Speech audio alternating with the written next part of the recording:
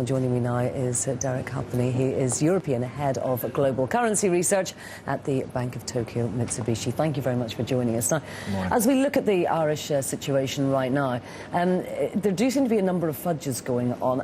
There seems to be this idea that a bailout for the banks would be perhaps a little bit more acceptable to the people of Ireland than the idea that the country itself is being bailed out. Is this difference real, or is it just a technical difference? Well, you know, I think Ireland, they're simply trying to implement a strategy that is less onerous on the country, and I think what the government are trying to say is, look, the government is fully funded until next year. The banks potentially could be in a problem before that. Therefore, there's something that needs to be done in between.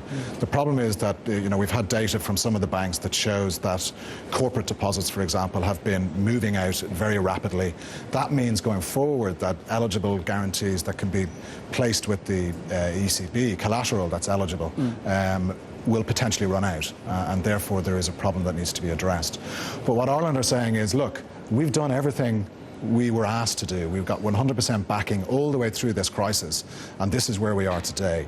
In terms of a banking sector problem, that, and obviously because of the interlinkages with financial institutions across the whole Eurozone, this is a problem for all of us, and therefore it has to be dealt with by all of us together. So that's the kind of strategy they're going with. You know, it's a little bit tenuous, obviously, because the banks are primarily owned by the government, and ultimately it'll have to be funded by the government. But the argument that they're making may help them negotiate a better package, in the sense that Ireland clearly would like to keep its corporation tax as one of the main tenets of growth, they would argue, at 12.5%. Do you think that this is likely? Is this a good strategy for them to take, to try and to retain as much sovereignty as possible? Yeah, exactly. Like this is crucial, and I think the evidence that we're getting now, that these admissions that something is brewing, does suggest to me that Lenihan did get some guarantees yesterday in Brussels in regard to potentially the corporation tax being left at 12.5%.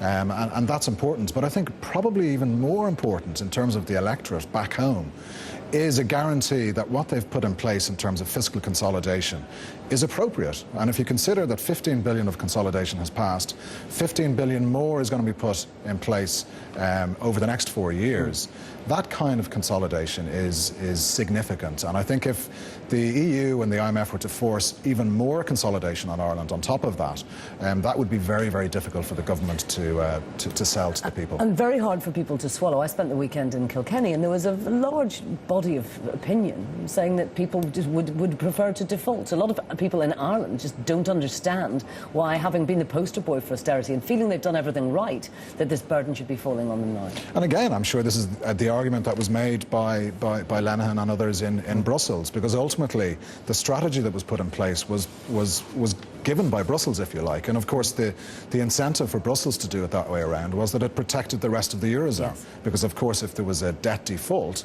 the holders of that debt are primarily Eurozone countries. So they tried to contain it by putting the burden onto the sovereign. But of course now what's happening is that we're getting potential sovereign contagion, and Portugal obviously is a potential problem, and obviously if Spain was to become a problem going further down the line, that creates grave problems for the entire Eurozone. It certainly does. Thank you very much indeed for joining us this morning. Thank you. Thank you.